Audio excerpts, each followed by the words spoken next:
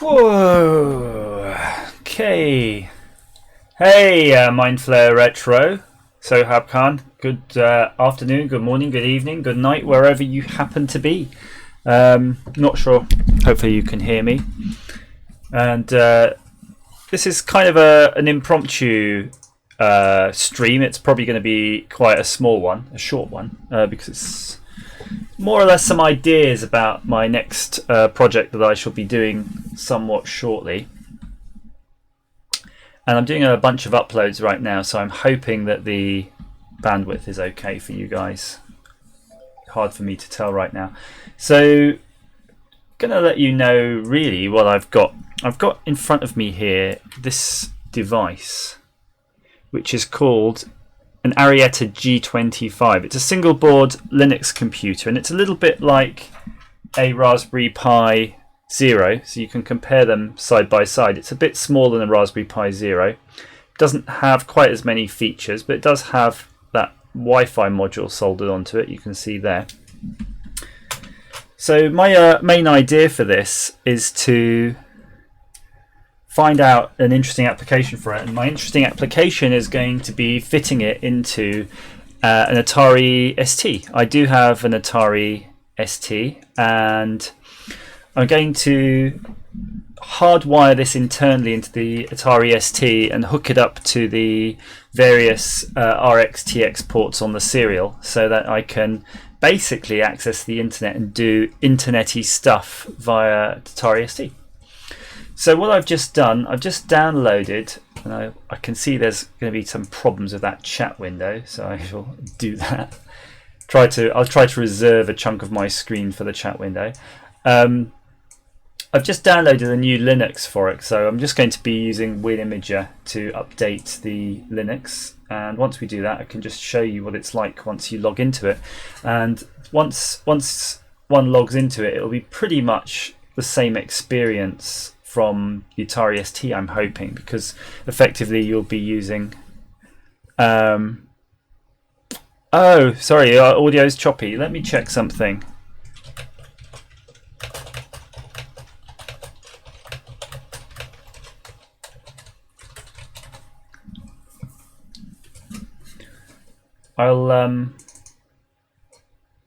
What I'll do is while I'm waiting for a reply about if the audio video is bad, I'm just going to find where I downloaded the image. There we go. So this is basically the Linux image that's going to run on the unit. It's going to be burnt onto its micro SD card using this Win32 disk imager. And there it is.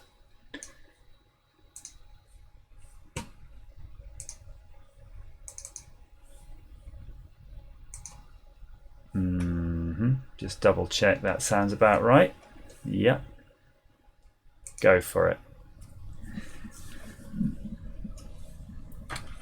So this will prepare a standard stock Debian installation for this unit. So what's super sweet about this Arietta G25 is that it's got this general purpose and lots of GPIO lines that you can hook up. And what they do is they give you, I'm going to clear this, so they give you this system. So this is basically the board, and you can see the pinouts there, that pin header. So because the pins can be multiplexed to do different purposes, they basically give you this amazing configurator that lets you choose which Linux devices you want to add. So you say, because I'm going to hook this up to the Atari ST and I want to be able to hook into the Atari ST's serial, I definitely want a serial. So I'm going to click, I just want a TTYS1. So that'll give me the RX and TX into Linux. I'm not sure if the Atari ST needs the CTS and RTS lines. So what I can do is I'll add them in at the same time because we've got plenty of pinouts here. In fact, that seems to be on dev TTYS2, so we don't need the first serial. So TTYS2 has the CTS and RTS lines there. I2C, yeah, we might want to hook up some sensors and things inside the Atari. So let's get I2C. Also, we would like a SPI bus for sure, definitely. Why not add a chip select if we can? Where did that appear? There we go, pin 25, the chip select. Analog to digital converters, yes please. What this will allow us to do is measure the voltage in the Atari ST. We might have to make some voltage dividers because I'm sure it's 5 volts, but it will allow us to have 4 digital hookups, so we can actually hook them up internally in the ST and monitor things, which could be a bit of fun. Pulse width modulation lines we don't want because they're multiplexed with the analog to digital converters. You can see if we turn them on, there'll be a problem there. We don't need the I2C bus for the audio because we're not having any audio from this unit. One wire bus, what the hell, why not? I've never had a one wire bus, never used it, but let's try that. So once you've gone through your whole configuration, you can go to here, generate the DTB, and click launch. And what this will do, this will give you a command to run in the actual board itself, and if you run this command, the board will download that pin configuration into its Linux. So next time its Linux reboots, it'll actually have that pin configuration ready for you. So I think that's going to be pretty awesome. Right, the SD card's done. That's what we were waiting for. Good, right, successful. So what we're going to do, I'm going to pop in that SD card into the unit. It's a nice little micro SD card. And here we go. I've actually got a debugging header plugged into it. You can see that white wire. That's basically giving me a serial terminal. And if you don't have their basically interface, it's an FTDI232R. You could use any adapter you have, or booby board, or whatever you happen to have lying around.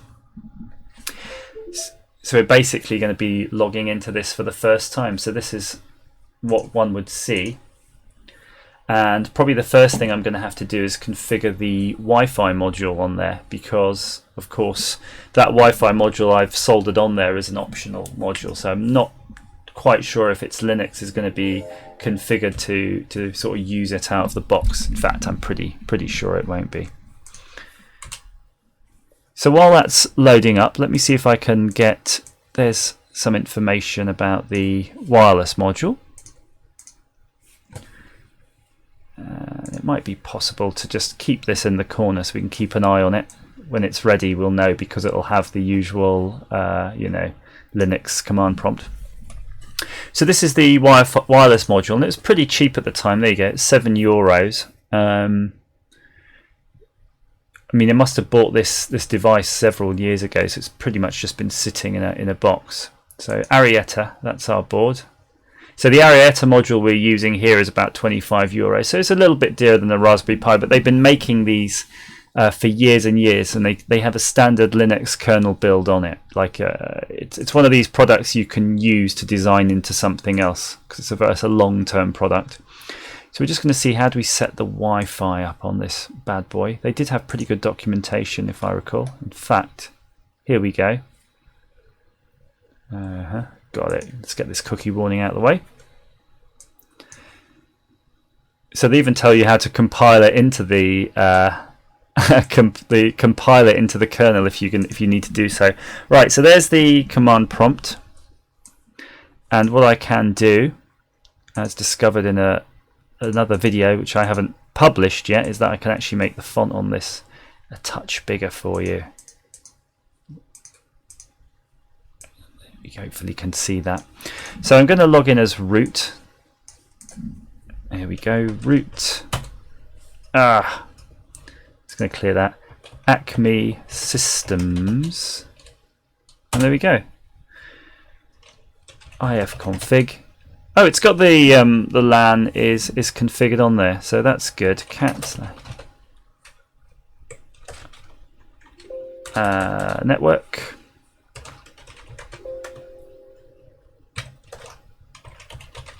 Interfaces. So we have it all pretty much set up. It's set there to use WPA supplicant though, so we're going to have to set that up. It's a bit tedious, but fortunately they do have a guide there. So if there's anyone keen, by the way, you might notice at the top of the screen it says Discord. I'm quite happy. In fact, it would be interesting to try during this call. If anybody's using Discord, that's my Discord invite, and I should be able to actually hook it up so that you can talk through the actual stream like a call-in show. So anybody up for doing that, please go ahead and feel free to give it a go. So now we're going to have a quick look at the instructions here. So there we go. So we need to edit the etc wpa supplement.conf file, which is the one right there. So we're going to do nano /etc. Although look at this, it's interesting because it says /boot. I'm wondering why they have appear to have it in a couple of different locations. Let me see if they've got one there. And then we'll go to the boot folder. Yeah, they have a WPA supplement in the boot. I think that's so because it's then on the boot partition so that you can edit it on the SD card itself. But it's interesting to see what they're actually hooking up to by default. That's fine. It's just looking at what they've got here. So really you've got the SSID and you've got the pre-shared key that you want to change. So I probably have to edit those myself. Again, sorry, I'm not sure about the audio and video quality. Jamie says it's okay. Mindflare Retro, not so much. Fallout Retexture Project, hi. Good evening, good afternoon, thanks for joining. Let's just go ahead and add some values into here. I'm guessing this is where, of course, I accidentally reveal all of my super secrets to the world. I'm trying to think, shall I just set this one last bit? Shall I just set that off screen? One moment. I think, I just want to show you something before I do though. I've just push delete and it's acting as a backspace. So if you're using real term, I believe there's a way of setting that.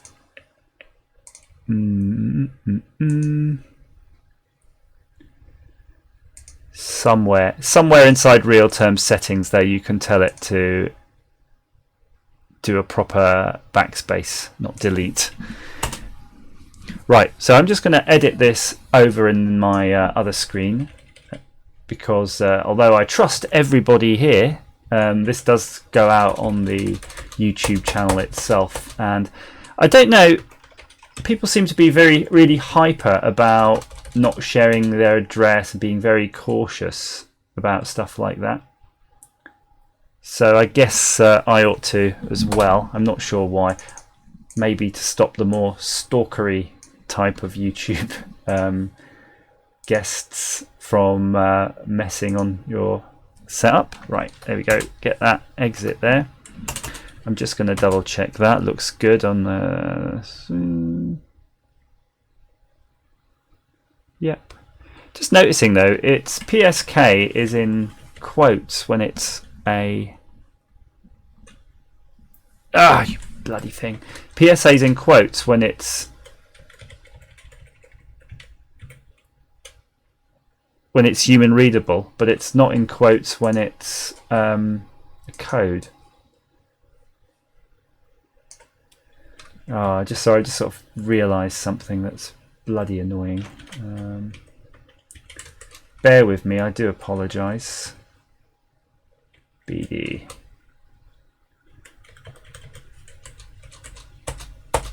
There we go. Right, so that's I'm using a text editor, and of course text editors sometimes are a bit horrible. Right, that bit's done. Let me exit that. I'm going to clear the screen. Hooray! Now my secrets are... I'm just going to reboot the unit. So now we can continue. So the hope is now that the Wi-Fi is going to be working correctly. Hi there. Hi, Lesaleel70. I mean, have I got that right yet? I've been saying it for months, probably incorrectly. Okay, sorry, I see some people on Discord. Do apologise. I shall now hook into Discord. If you're using Discord, you might want to... There's something weird's going to go on with you because the audio in the Discord and the audio on your video is going to be out of sync. And then if you've got it playing back through the system, we're going to get a lot of echoes. So we'll have to work that out if we need to. So I'm going to do root acme systems.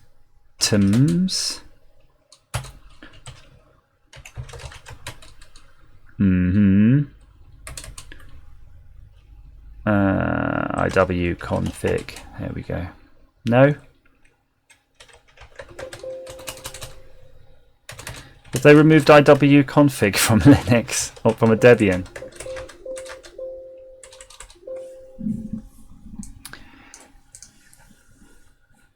Okay. Well, we shouldn't need to restart the Wi-Fi because we just rebooted, but I shall anyway.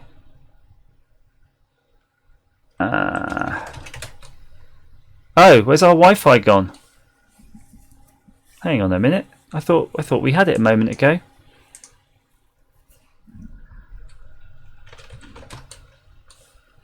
Okay, let me just give it a reboot. Let's see what's going on there. There's something definitely a little bit fishy going on. We seem to have lost our Wi-Fi module. Okay. Wait.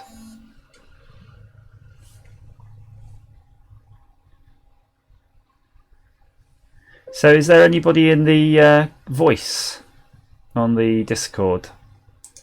How do we let you talk if you're on there? If you're on Discord, by the way, I think you might have to click on the voice channels link and then click general, and that's how you will get into there. Marcus, hello to you. I don't know if I don't think we're in the electrical world. We're more on the electronic. Hit it, then it'll work. Yeah, it might do.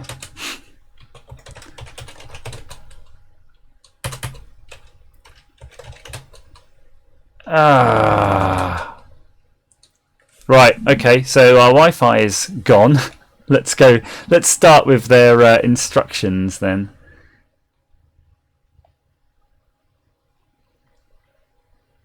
Now you do notice something that's a bit weird. They're telling you about how to install the package and everything. So I'm not sure how the bloody hell you're supposed to do that before you've got your network running. And considering the board doesn't have an Ethernet port, that will be a bit tricky to do. So let's see, what can we do?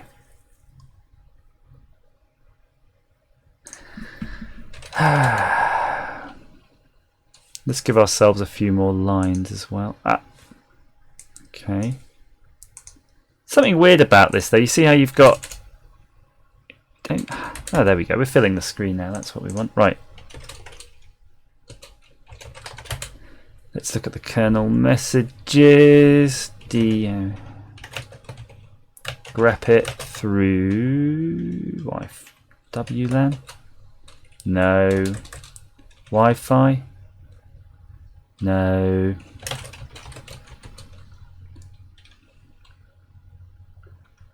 Anything there that looks like a Wi-Fi? Nope.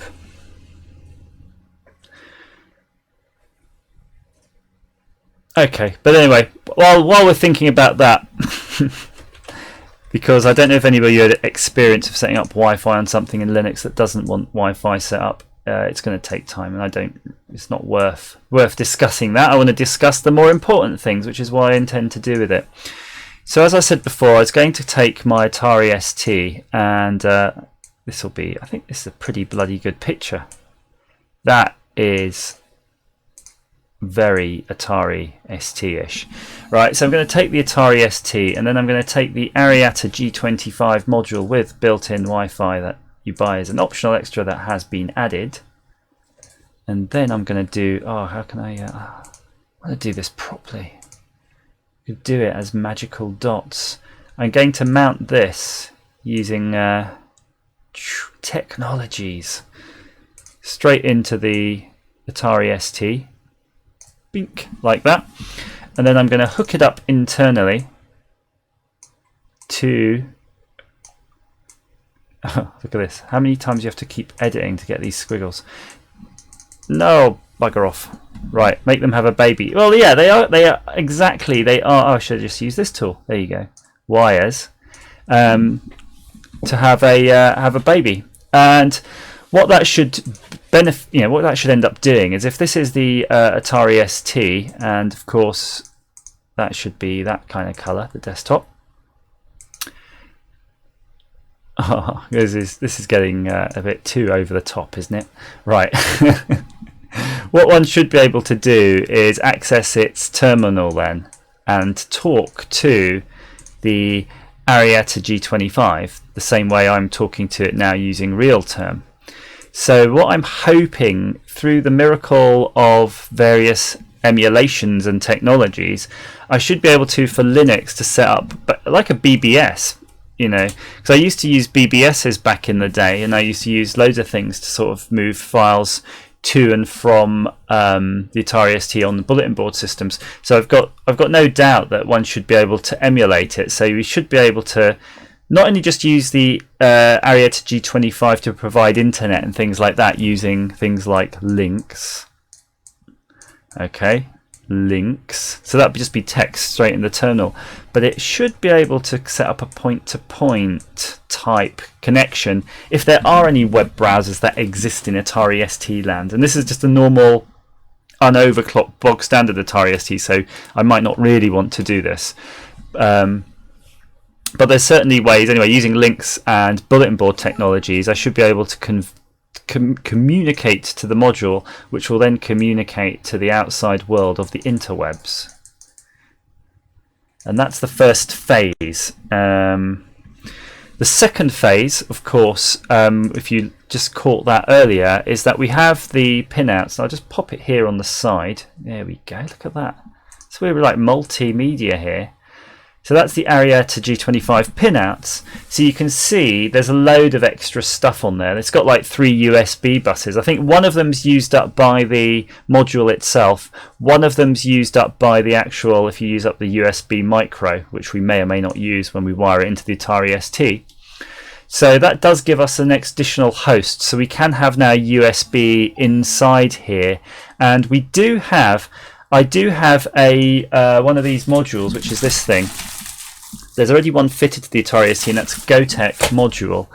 It might be possible to set the Arietta G25, and I love saying that, the Arietta G25, as a USB host, as a file block host. So I can actually have the Arietta G25 spin round, do a reach around, and reach around into the Gotek's USB port there at the front, or even just wire this internally, so that actually the files, the disk images, everything I want will be actually on the Linux as well. So actually I could just download any software. So if you know the Gotek board, you have a USB pen drive, and on the USB pen drive you set various images for all of your disk images, which is great, but you still have to unplug it and plug it into a PC to move those images, the Atari ST image files, across.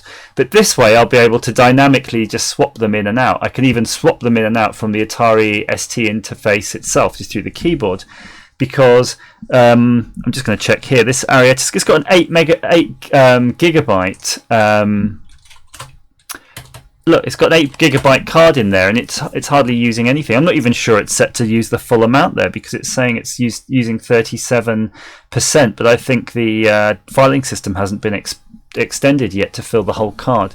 So I could actually have all of the Atari ST software I could ever want actually on the unit itself, and then just push that through to the USB port when I want. I can probably, in fact I can definitely, using the GPIO here, you see all these PA 24, 25, 26, all these lines, we can just hook up to there either a MOSFET, a transistor, a relay or something, and all it has to do is emulate the eject mechanism for the Gotek side, so it sees the USB port as being removed. In Linux kernel you can actually do that as well through software, so you can actually bring down the USB port host and then bring it back up. So the Gotek will think that you've unplugged the USB and plugged it back in, and then it will bring your new disk image online. So there's loads of funky stuff here one can do. Yeah, Mr. PGT 99999, yes, X Kermit, null modem, Y, X modem, Y modem, Z modem, all of that stuff will just work off the bat anyway. So that's the next. Well, the Gotek thing is probably a later stage because it's less of an important one. But something that'll be fun here, if you see pins 34, 36, 38 and 40, I've got those all configured as analog to digital converters. So it'll be possible, and I'll use a different color here. I'll use pink to match the same colors of the board, to go here, hither, dither, dather and other, all these places, because that will give me the ability to measure power, like system voltage, power levels, different parts of the Atari ST motherboard. So I'm guessing there's definitely a 5-volt line, there might be a 3v3 line, there might be a 12-volt, who knows, through appropriate potential dividers, because this is a 3v3 device. I'll be able to, actively monitor the actual Atari ST power supply, which is very cute. I can also add SPI and I2C, so you'll see pins 7, 8, 10, 12 and 14 to allow me to actually hook up even additional sensors. So I could have a temperature sensor in the Atari ST here, for example. I could have an accelerometer. I could have anything really, and that's going to be very cute. And then with the remaining pins, you can see all the pins 11, 13, 15, 17, all those. If you saw one of my earlier videos where I got a Raspberry Pi and interfaced it to the joystick port, it's very possible and very, relatively easy. I could wire the Arietta into the joystick port down here, or the mouse/joystick port, and then with one of the spare USBs, maybe the one that I might not use for the Gotek, or the one that's on here on the board, I could actually hook up a joystick interface, hook up a USB host, so I could plug a PC mouse into it, and then that way I could just use normal modern PC mice and things like that. So that's it really, that's my idea. So really the first stage, and maybe the only essential stage for me, I might even stop after that point, is to get the Wi-Fi working on this, and I'm going to do that offline because it's just a lot of fannying around, to be honest with you. People sometimes look like they know what they're doing with these things, but to be honest, the Wi-Fi, and then it just once it starts working, it stays working, but getting it working is normally a faff. And I've probably got the... Please excuse me.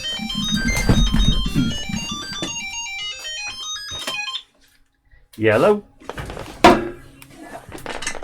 No, thank you. Yeah, that's okay. Just want this now. No problem. Okay. No, it's alright. I'll ring him in a bit. Okay. Bye. Sorry about that. Family stuff. Well, maybe just check the Discord, see if anybody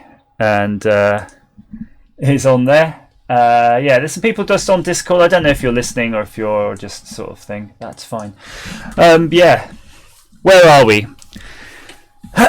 ST was a step backward, as the good old 8-bit range had built-in ADCs to read the potential. The ST might have an ADC somewhere, never heard. I think the ST does have paddle interface. Mr. PGT 999999999. Yeah, because the standard Atari ST joystick port does have ADCs anyway, and the STE has an additional 2 joystick ports full of loads of ADC stuff. So yeah, you can do it directly from the Atari ST.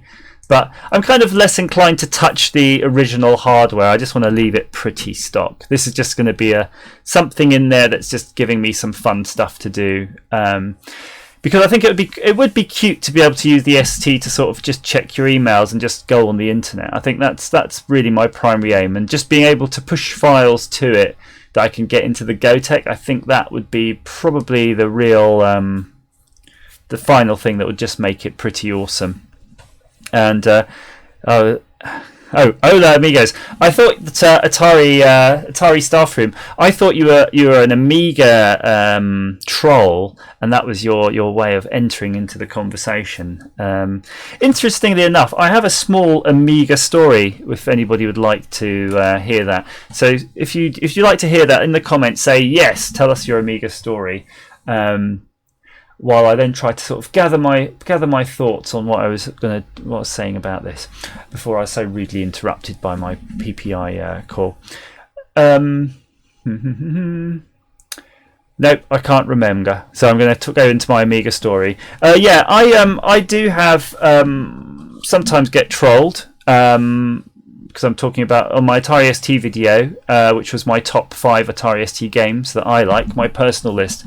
I had somebody on there comment and complain, an angry comment because I didn't have enough Amiga things. And so every time I talked about anything, it was only Atari, I didn't even mention the Amiga, and they took umbrage to that. And they said, how dare you say the Atari was great in music? You could buy MIDI interfaces for the Amiga anyway. The Amiga was better. So they felt that everything the Atari ST had to do had to be in the context of an Amiga. So what they don't realise, though, is I actually had an Amiga as well. I had an Amiga A1200, and I had, when I was in university, I fitted it into a PC case. I did the whole Blizzard 030 upgrade. I did the networking upgrade so it could take a PC ID network card. I did a keyboard interface so it could use standard PC stuff. I did the DVD-ROM or CD-ROM or whatever it was. I did everything to that machine, right? And it was still shit. I'm not going to beat around the bush. It was still shit. Even a decade ago, it felt long in the tooth, even with all of that stuff. But the irony is that when I go on eBay and look at how much even just a Blizzard 030 card is, they're so expensive that it kills me to think that that Amiga now would have been worth loads of money. I should have kept that. And it's almost as bad as my garage full of Archimedes I want to say 3000. Some of them had the red keys, some of them had the blue keys. They were in the sort of Atari ST style case. And a few BBC Bs and a few compacts and a few masters and a few tube interfaces and a bunch of cub monitors, and I let all of that go for like a couple £100, like again about a decade, 15 years ago. Those, when you see on eBay now, coming up at like a couple £100 a pop. You can't get an Archimedes less than £300. So that's friggin' annoying. And that's how it goes, though. It comes around from time to time. So I've been looking recently at TRS-80, and that's the next nostalgic thing, it seems, that my mind wants me to buy. So I'm trying to stop myself from doing that. But yeah, this is my sort of main idea. I'd quite like to probably play the Commodore 64 because I had a friend who had one of those back in the day. So should we have a quick look on eBay, shall we? And annoyingly, I did miss out on eBay. I'm trying to think, if I go on eBay, is there something incriminating you're likely to see? Probably not. Apart from the things I've been looking at, I suppose. You could see I've been looking at some broken computers and some servo drivers. So there we go. There's a Tandy 200 going on there at the minute. I think I just got an alert saying I missed it. The auction ended. So what did the Tandy 200 go for? Shit. Look, it went for £15. For fudge's sake. If I just bid that extra £1, I would have had that. So what do you think, Dragon 32? Do you think a Dragon 32 would be better to spend my time on rather than pissing around this Atari ST? Is there any easy way of upgrading an STFM to 1 megabyte? I think it's a solder job, to be honest with you. But yeah, I don't think it was particularly difficult back in the day. Probably a solder job. Well, let's see, shall we? Atari. Why not just buy another Atari? You can probably find an STE reasonably cheap.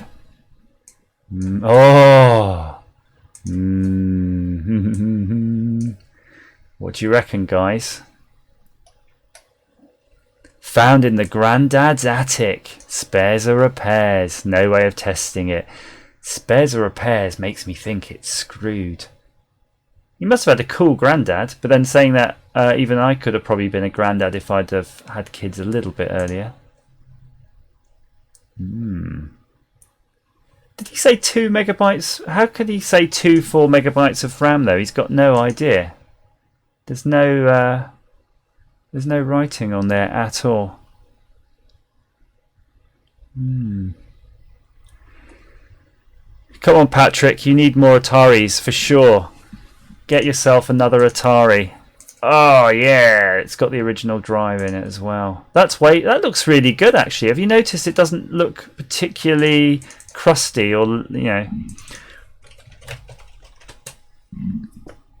Oh yeah, now we're talking there. If you really want to get something, I've always wanted one of these. They look so cool. Look at the back. You got proper SCART on it, power, light gun, absolutely everything on there. Sam Coupe. Come on. It's even got a cool name. Oh, I do like these. These look cool as well. There's so much cool stuff. I think these are the same ones on eBay though. I don't think they ever sell. I think they go round and round in circles every time I look. Ooh, you don't see many of these. This is like a weird telex machine that you'd have had in embassies, and this is the tester for it. Really random stuff. But yeah. Is it Specky compatible? But so is an MSX2, someone told me. Now, it was Chinny from Chinny Vision told me apparently that if you go on Holland, is it Holland? Yeah, Holland eBay. There we go. Hi, welcome to eBay. And that's my amazing impression. That they love MSX units out there, because if you try to get an MSX in the UK, they're bonkers expensive. But if you go to the Netherlands eBay, they're pretty reasonable, and they've got a lot of them. So I'm really quite tempted on an MSX machine. And the reason I brought that up is because Atari Starframe said yes, Specky compatible, because I kind of think they were Specky compatible too. But slower, as Mr. PGT 999999999 just said, that they're slower because there's an interesting reason. Because the way the Spectrum's memory map for its display is, it's just read more or less, with the clock pulse every thing. But the MSX has got a more advanced graphics system, so it has more layers basically from getting to A to B. So it can't dump the graphics as quickly as a Spectrum can, so it has to go through like another rendering pipe effectively. So that's why the games run slower, which is kind of lame really. You'd hope that they could have just pimped up the clock speed a little bit, but they're probably just what is that? Nice. Yes, I like the strip poker. Well worth the €8. Woohoo! Is that the graphics? Is that showing you? I love that. Look, that's my favourite kind of box art. Because the box art, like it always has Amiga version, Atari ST version, IBM PC. Look how shit it is. IBM PC. That is terrible. And then the C64 graphics look like they're better than the IBM. It's amazing, because at the day you only had like EGA, VGA and that sort of shit. But there you go. Bonkers. So Patrick, you say Atari Starframe, yeah, the MSX is Spectrum compatible, I'm sure. At least it's, as you say, a lazy port. Patrick, I plan to find a good ST or even Falcon. Good friggin' luck with a Falcon. I don't think I've managed to find one yet. They were like never really super cheap anyway to start with. But certainly now they're almost impossible, aren't they? I mean, when was the last time you saw a Falcon? Let's see. There's some bits of some Falcons. Oh, Mark, you've got a Falcon. I'm so envious. Is that why you want me to do a mod? Does this mod is actually kind of probably inspired by you? It's probably a roundabout way of doing that, isn't it? And if for those who don't know, Mark I think is one of the chaps who wants to use modern peripherals on Atari ST or Falcon, maybe in this case. There is a solution, Mark, as well. I've got a ARM Cortex board coming out called a Booby Cortex, and the prototypes are coming tomorrow. Feasibly, I should be able to make that actually into a normal kind of passive adapter where you can just plug a mouse into it and it'll plug into the Atari ST, and that's it. No mess, no fuss. A bit like these ones, but not shit.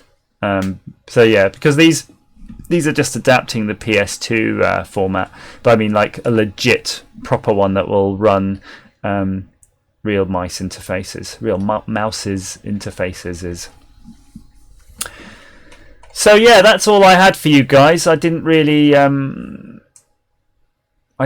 plan this video too well. It was more of just a chat, but if you've got any ideas or any questions, now's a good time. And yeah, we'll have a go at asking them. It's a bit of a shame actually, because there were some really interesting threads on Twitter earlier with some problems being solved, and maybe next time we should all jump in a Discord so we can do some live debugging. It would have been nice to try to find out what's going on with the where my friggin' Wi-Fi is. In fact, why don't I just have a quick go? If there is anybody versed in Linux who wants to, who thinks they can jump in with a few commands for me to try, I'm more than willing.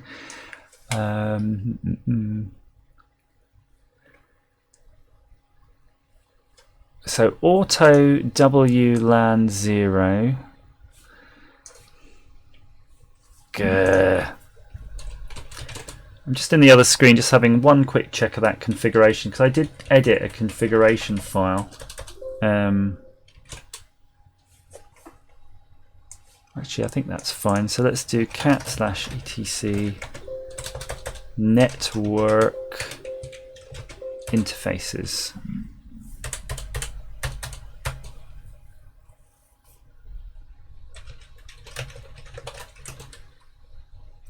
Oh, what is the command for up and down? Mod plug, not no. If up, I thought it was if up, if down. Interface down. Interface up. Yeah, if up. WLAN. Ah, cool. Ah, okay. That's just me then. That's just me. I'm just obscene. Give me 2 seconds. Mr. PGT 99999. Yeah, indeed. I should be. In fact, it's just if you want to. I'm going to give you a. This will be a bit like a Patreon sneaky peek. But I'll have a quick look. I'm going to in another window. And I'm sorry if I'm jumping away from my WLAN experience. I just want to show you something real quick. I do have a video for tomorrow, and I'm just checking. Yes, it is at 6, and I have a bunch of other videos, but they're not quite ready. They're not quite ready yet. Wait, they're not quite ready yet, but they will be ready soon enough. It would have, incidentally, it was supposed to be 6 AM this morning too, but I done screwed up basically. I don't know what happened, but I'm just, by the way, in this other screen I'm editing this Wi-Fi configuration, and I basically put the video out at midnight, so I hope it didn't cause you too much inconvenience. Right.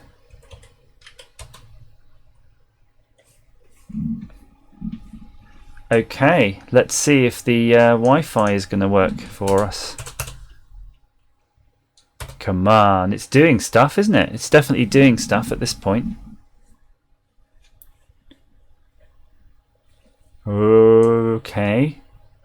It's weird because you're getting a lot of, if you see in the background, you still have the command prompt, but you're getting the kernel messages over the top. That's probably because this is a debug port rather than a... there we go. Oh, that's pretty friggin' good, isn't it? There we go. We're pinging Google. Now, awesome. This lets me show you the pinout thing. So, if you look now, I've set up all of the I/O to what I wanted using this configurator here. And now, if you go to generate DTB, it's generated a file here with that image. So that if I bring that into Linux, it'll configure all of those pins on that unit. So when it boots up, they'll have all of this multiplex configuration, and that's what we need. Okay, can you stop that? Just stop it, man! Stop it! There we go. Oh look, I was pinging Google. Right. I'm just going to try. Oh, it's going bonkers. Let me reboot that bloody thing. All right. While that's rebooting, there's something else I wanted to show you too. This appears to have a web server running on it, so we might be able to have a look at its web server once it's stable. And you can see it's actually running Apache. So it might well have a pin configurator built into its own web server too. So that's going to be fun. I do like that sort of thing, that even once it's fitted, say we fitted it into the Atari ST, that I can still go in and tinker with it. And let's not forget, before I was going to do this on the Atari ST, I was going to do it on my +2 Spectrum, because if we do this board, or we do even the same thing with Pi Zeros, we can just solder these or connect these to any of our old 8-bit or 16-bit machines to do all this stuff. We could even run our own bulletin board on the internet. So it's using the old bulletin board protocols that all of these things will understand, and feed them all the X modem and Y modem, and have a Spectrum file area or Atari ST file area. And how awesome will that be? If enough people say yes, that's frigging awesome, then I'm going to make sure we get that started, because I think that's going to be sweet as. Because who wants to go on modern boring internet when you can go on old school BBS internet? Exactly, nobody. So it seems to be messing with the network interface, which is interesting. It's getting some delays here. So it's set to be I can't remember what you call it, synchronous. So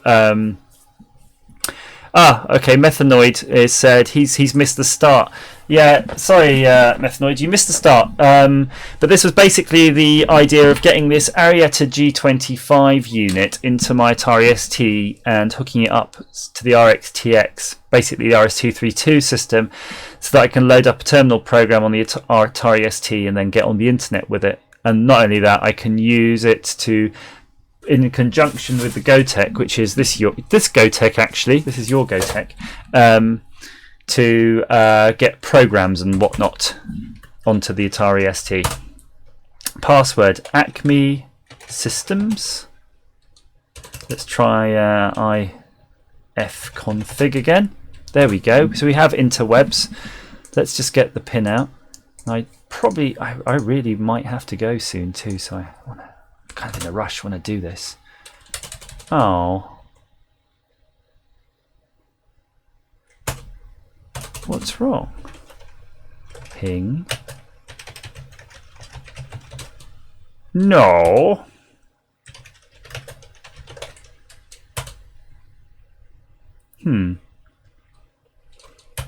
Could do without those debug messages, to be honest with you.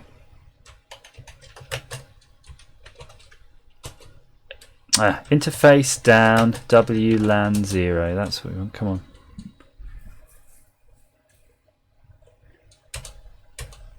Oh, it's so flaky right now, isn't it, this thing?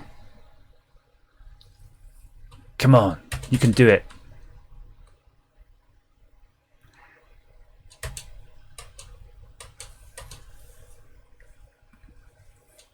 Yes, we have a DHCP. Come on, that should work now. Get it! Nice.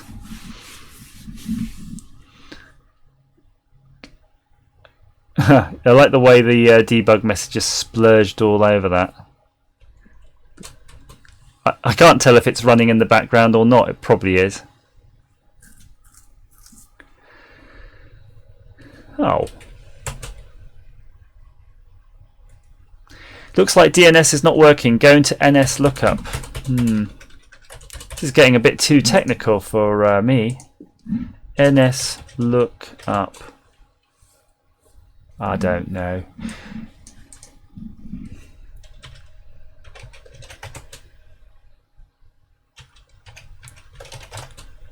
So let's just, I'm going to bring up a web browser. Let's see if we can hook into it. I'll put it over here. Interestingly enough then, 192.168.1.185.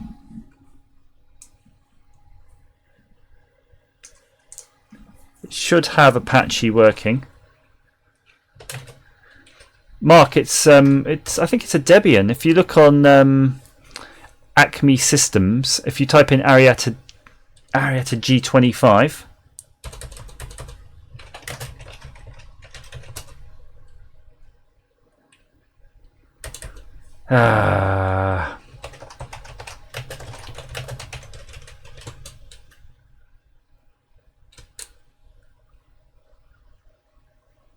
hang on, it's reading the package list. So is it connecting to the internet or not?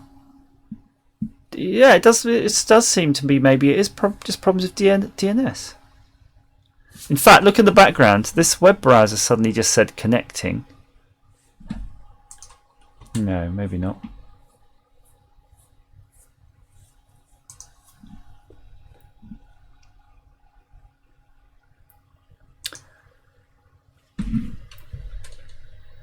Now I can't switch terminals, guys. It's like you have to either wait for this. No, I can't wait. It's too boring. Let's do with the.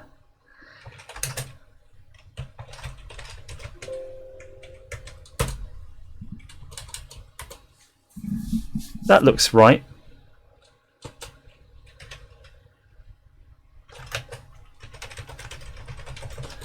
That whole message, though, sending the auth makes it sound like it's having trouble connecting to the actual Wi-Fi router.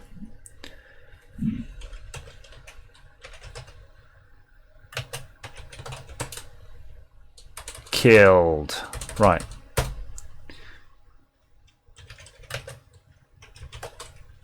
There we go. Bang. Stop, the link is not ready.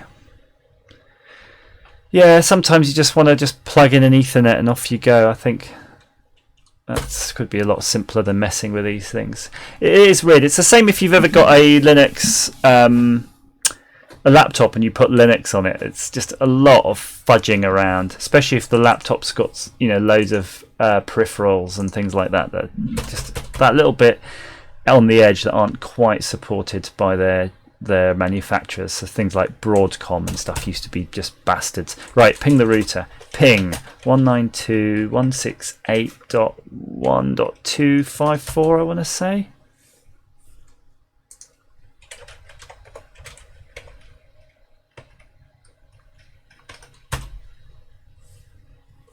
Yeah.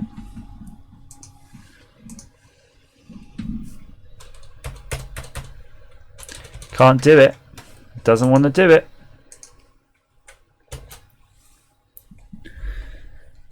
Dagnammit.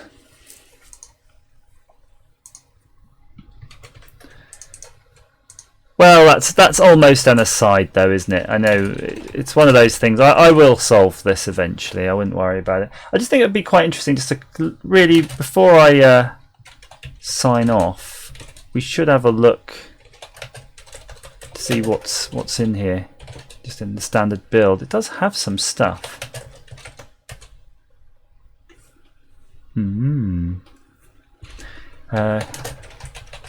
See what Apache.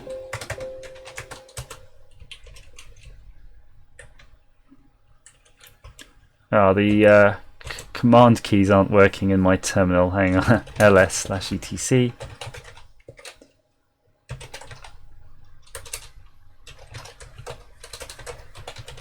God, my fingers aren't working. Okay. Ah, you bastard, right. So that, we pipe that.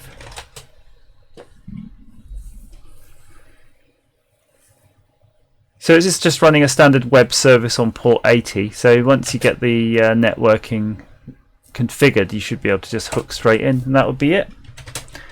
Groovy. So that's all I've got, guys, right now.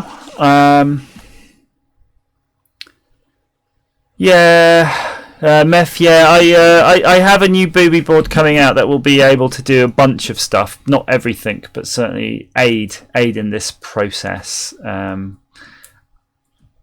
Baby steps. The problem I have with some of these projects, I don't mind doing something standalone. You know, using an off-the-shelf thing like that doesn't need too many bits. But yeah, I'm not really in the process of designing any bespoke hardware for the Atari ST. I might make an adapter to make one of these fit into an Atari ST or a kit so that you can do it yourself. But I probably won't be designing any bespoke hardware just purely because I don't have enough time, and it's just there's no return on it. I don't think we'd ever sell enough to even cover the costs. So That's the problem. If I had unlimited time, I would just love to just sit and just make all of those things. And I just realised something, Meth, just before I start signing off. I know I've been saying I'm going to sign off for the last half an hour. I don't have the kit you sent me that adds the sound to the Gotek so you can hear it accessing the drive. That's fitted in my Atari. So what I'm going to do is, there's probably a video as well in there, I'm going to build you one if you don't mind, and I shall find some off-the-shelf stuff lying around in the back office, so that'll be an interesting one. So you're going to get a totally bespoke sound system for your Gotek. And I found something else that I couldn't get working. Well, I kind of got it working, but I don't know if I'm going to use that. That's this logic analyzer from Hobby Components, but it's based on a standard Chinese design. I don't know if any of you are using that.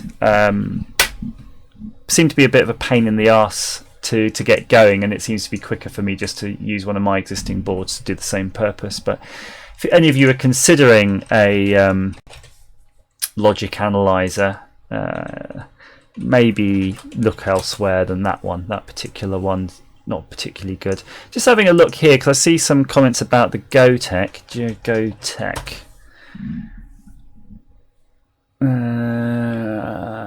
That one. Oh yeah, so this is the if you're using a Gotek, by the way, in your Atari ST, you're going to need to do the firmware, and thank gosh this is my only notes on it, and I'm not going to play it because I don't really want to play it, but I did draw, if I you can see from the picture, I did draw what the pinouts should be.